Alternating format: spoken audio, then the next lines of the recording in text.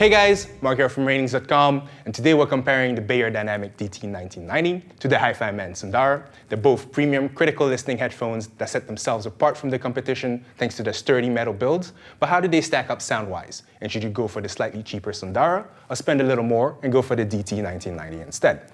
Also, since both headphones are somewhat upgraded models of previous releases, are they worth the higher price range? Or are you better off getting the cheaper, older generations? Well, in this review, we'll compare their design and dive deeper into their sound quality and isolation, since these headphones do not have any active features or a lot of connection options. But first, let's look at what's in the box. So in the Beyerdynamic box, you get an additional set of pads, 2 XLR cables, 2/4-inch adapters, a big, bulky, but sturdy hard case, the manuals, and lastly, the DT 1990 headphones. In the HifiMan's box, you get a stereo audio cable, a 1/4-inch adapter, the manuals, then the Sundara headphones, but that's about it. So you don't get a spare cable or pads, which is a little disappointing for this price range. But now let's get the boxes out of the way and compare the design.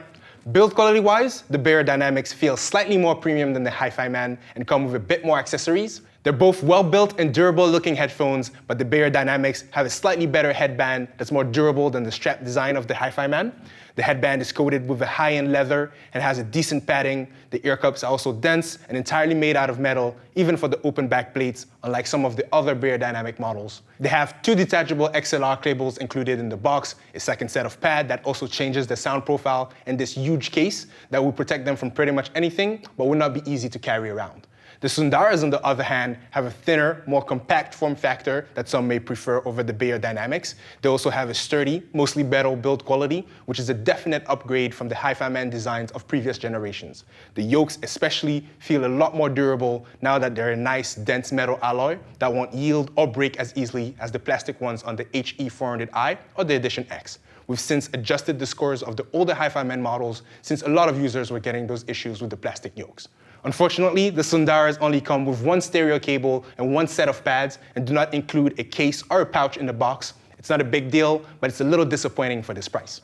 As for comfort, here the HifiMan have the upper hand. They're a little more comfortable and not as tight on the head as the Beyerdynamics. They have large, fairly spacious ear cups. They also have great pads that are decently soft and breathable on the inside, but coated with a leather coating on the outside, which looks nice and makes them feel high-end while being comfortable and soft on the skin. Unfortunately, the redesign of the yokes to make them more durable removes the swiveling hinges of the HE400i, which means the Sundara may not adjust as nicely and will have some gaps behind your ears, which might get a bit bothersome at first, but on the upside, you sort of forget about it, especially since they're open back headphones and a pore seal has less of an impact on sound quality than they would on a noise-canceling closed back headset. The Beyerdynamics are also comfortable headphones. They're a bit tighter on the head than the HifiMan, but they are well padded and come with 2 sets of pads that are both soft and coated in a microfiber fabric that's comfortable to wear for hours. The headband is also decently comfortable, but could benefit from a slightly thicker padding. It's also not removable like on some of the other Beyerdynamic models, but overall, the Beyerdynamics are decently comfortable, and since the headband is made out of metal, they will fit a little looser after months of repeated use, but you can also manually stretch them out a little bit so that they're not as tight on the head. Lastly, since both the Beyerdynamic and the HifiMan are critical listening headphones built to deliver a focused listening experience, they do not come with a control scheme or a cable with an inline remote or a microphone. So overall, both headphones feel premium and would be a good choice for any audio enthusiast. The Beyerdynamic feel a bit higher end, and the Pro Edition comes with all these accessories that feel lacking on the HifiMan, especially at this price, but they're not as comfortable and they're a little bulkier. On the upside, the difference in comfort is not as significant as the absence of additional pads or the lack of an extra cable included in the box. So if you have the budget, then the Beyerdynamic would be a slightly better choice design-wise. But for now, let's compare the sound quality and isolation with Sam. Our recommendation for sound quality between these 2 headphones would be the HifiMan Sundara. The Beyerdynamic DT 9090 have a little bit more sub-bass than the Sundara, but their treble is a bit of a deal breaker because of how sibilant and sharp it is on S and T sounds. The Sundara, on the other hand, have better balanced mid and treble ranges, but lack a little bit in thump and kick. But before looking at their measurement results, we're going to play a recording we have done with these 2 headphones, so you can get an idea about how their sound compares for yourself. Just keep in mind that this is a relative comparison and not an absolute one. So it is good for seeing which headphone has more bass or treble, for example, but you won't be able to judge their actual sound profile. And if you get one of these headphones and listen to the same track that we've used here, you most likely won't hear the same thing.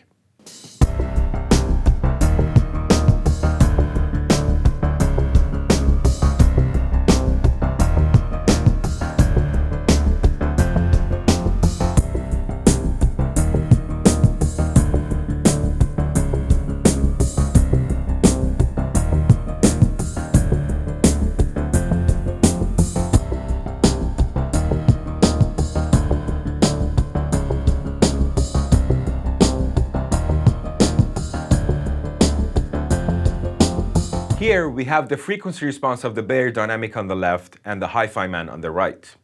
As you can see, neither of these headphones hit our target in sub-bass because of their open back design, which makes producing very low frequencies more difficult. But they do pretty well compared to most other open back headphones. The DT9090 lack only about 2 dB in low bass, but the Sundara lack more than 5 dB at 20 Hz and continue to be under our neutral target up to 100 Hz. So the Sundara don't produce as much thump and punch as the DT9090, but lack of sub-bass is not very easy to detect, especially on headphones, so the difference between the bass of these headphones won't sound as much as it looks.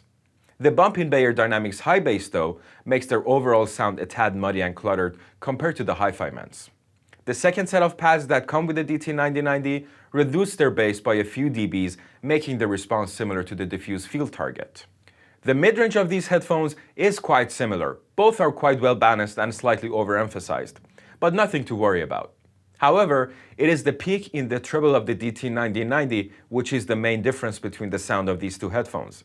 It makes the Beyerdynamic noticeably sibilant, that is sharp and piercing on S and Ts, to the point that it could be a deal breaker for some users. So between the lacking sub-bass of the Sundara and the sharp treble of the DT9090, it is the treble of the Beyerdynamic which is the bigger issue. Unless you have access to an EQ, which in that case you should be able to fix both of these problems with a bit of adjustment. The cheaper Beyerdynamic DT990 sounds nearly identical to the 1990, but with a less pronounced treble. One last thing regarding their sound quality is that the Sundara, because of their planar magnetic design, tend to have a bit of a bigger soundstage compared to the DT9090. But the difference won't be noticeable to most people, so we suggest you make your decision based on other factors. Now for isolation and leakage, we have also recorded a comparison, which we're going to play now. First up is isolation.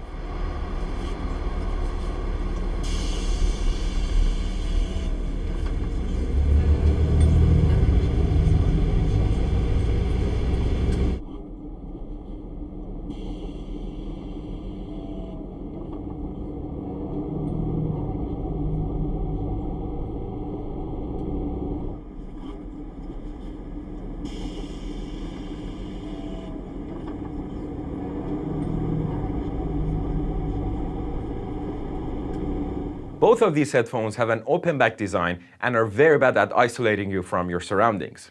You can see in the graph that the DT9090 performs slightly better than the Sundara, but not enough to make a real difference. You won't be able to use either of these headphones in noisy environments, and they are so open that even the sound of a fan could disturb your listening session. Now let's listen to the leakage recording.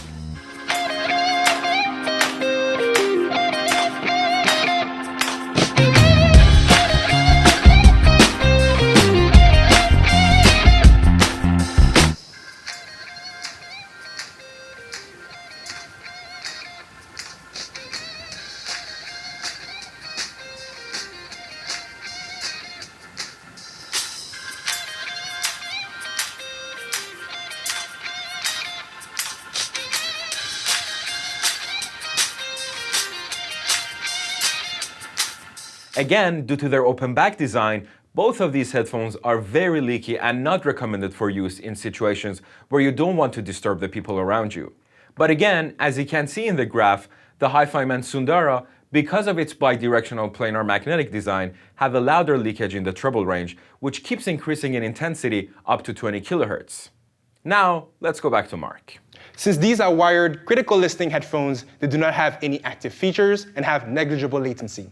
They also do not have any app support, although you can EQ them if your listening device has a built-in equalizer.